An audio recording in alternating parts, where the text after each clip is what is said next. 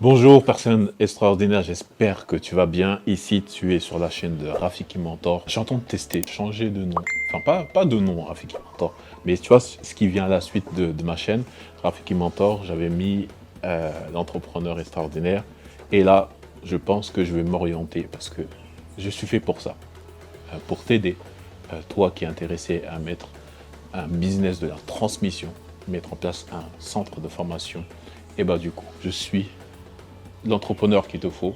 Donc du coup, Rafiki Mentor, l'entrepreneur de la formation. Donc, je fais cette vidéo-là pour t'expliquer ce qui se passe vraiment dans les coulisses de l'entrepreneuriat, quand tu commences à avoir des clients et comment ça se passe quand ça marche pas très bien avec les clients. Je vais te raconter ce cas-là parce que c'est venu, l'idée elle est venue d'un entretien que j'ai eu là avec mon frère, je veux dire frère, hein, Augustin, qui est sur la chaîne. Tu peux aller voir l'interview que j'ai fait avec lui. Voilà, il m'expliquait quand tu t'engages avec un client, parce que moi je vendais l'année dernière un accompagnement, même en ce moment, mais non, en ce moment ça sera fini, hein, quand tu verras peut-être la vidéo, pour mettre ton organisme de formation en place. Donc l'année dernière, en 2020, j'ai accompagné 3 personnes. Et lui, dans l'interview, il disait que quand tu es un consultant, tu prends le passif de ton client et l'actif du client. C'est-à-dire quand le client il perd de l'argent, il faut que tu sois là aussi.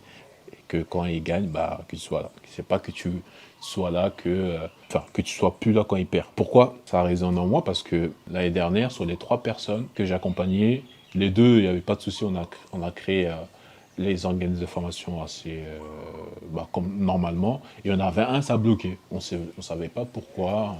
On envoie des dossiers pour qu'ils deviennent organismes de formation, ça a bloqué à chaque fois. Et les échanges arrivent, le temps passe, il n'y a pas de...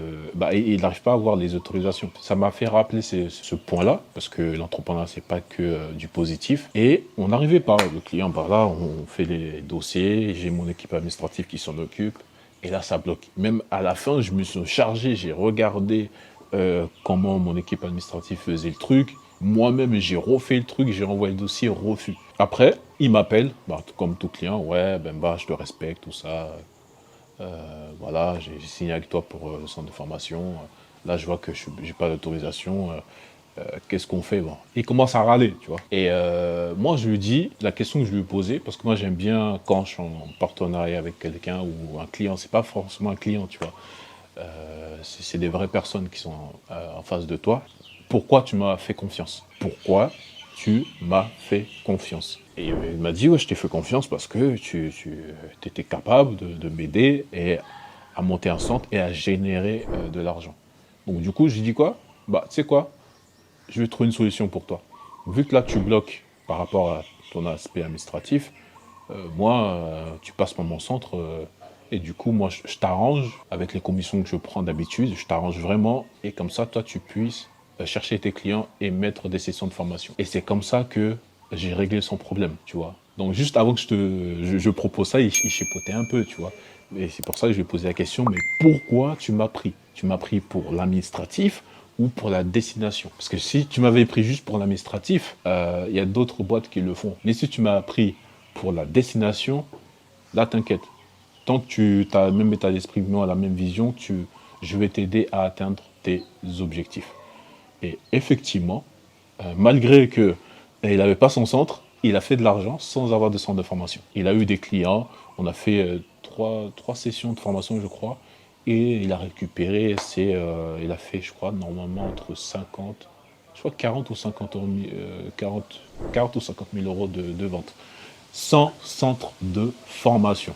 Donc, en fait, j'ai envie de partager ça parce que on voit à peu près dans le monde du coaching, l'entrepreneuriat, enfin, où ouvre ton agence et tout ça, où les gens, ils sont focalisés que sur l'argent. Tu viens, je vais te closer, je prends ton argent, je me barre. Sur délivrer, quand ça se passe bien, on est là, mais quand ça se passe pas bien, dans le sens où on n'a pas le résultat qu'on veut, il n'y a plus personne, tu vois. Il n'y a plus personne. Et c'est ça que j'ai envie de partager avec toi pour que tu sois dans l'optique. Quand tu as un client, essaie d'aller jusqu'au bout. Par contre, c'est vrai que tu ne vas pas faire ça avec tous les clients. Il y en a, ils sont fous, bref, ils n'ont pas l'état d'esprit et tout. Même si tu leur expliques qu'ils ne comprennent rien, ça, je mets ça de côté. Mais quand tu montres à la personne qui est vraiment engagé, elle t'a fait confiance, moi, enfin, je suis dans l'optique de dire, tu l'aides à fond, du moment que la personne est là, elle te donne envie de l'aider. Donc, du coup, c'est ce qui s'est passé et il a réussi.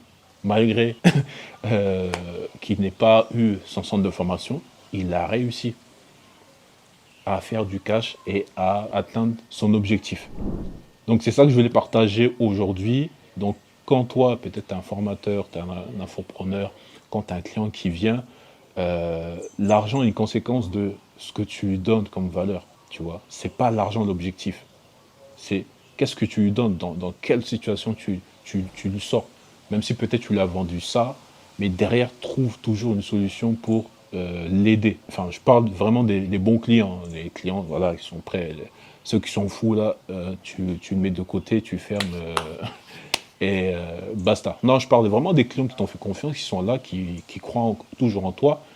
C'est dommage de venir là juste avoir une relation financière alors que derrière, vous pouvez construire plus gros et plus grand ensemble. Donc n'oublie pas, si toi qui es dans la formation, tu es coach, business ou quoi, n'oublie pas ce point-là, parce que je vois des petites dérives sur absolument vendre, vendre, vendre, vendre, mais on vend pour rien. Tu vois, tu vends, tu vends, tu vends, mais pas tu vends pour rien. En fait, c'est comme si tu avais un déséquilibre, c'est-à-dire que le client qui paye une prestation avec une agence, lui, il gagne de l'argent, mais sauf toi. Et derrière, ça ne suit pas. Je trouve dommage de faire, surtout que bah, si tu aides vraiment un client, bah, s'il est satisfait, il va t'en ramener. Enfin, si tu tombes sur le bon client qui te teste, ok, le premier truc qu'on a fait, on n'a pas les résultats qu'on avait. Pour X raisons, on s'en fout. Mais tu es là, tu lui proposes quelque chose pour vraiment essayer de trouver une solution. Mais tant que tu es dans cette démarche-là, même si après, au final, ça ne se passe pas comme vous avez prévu, bah, lui, il saura que demain, si on a besoin de tes services, il pourra même te recommander et ça arriver. Tu vois, on pourra même te recommander de quand même y aller parce que la personne, elle sait que tu es engagé et elle sait que bah, tu vas pas le lâcher comme ça au premier truc, on disparaît. Non, je pense qu'il faut être là, mais voilà, effectivement, tu sélectionnes le client qui a cet état d'esprit et que tu l'aides à grandir, à faire en sorte de faire ton maximum sans te sacrifier à ce qu'il atteigne ses objectifs. Donc voilà pour cette vidéo et à la prochaine.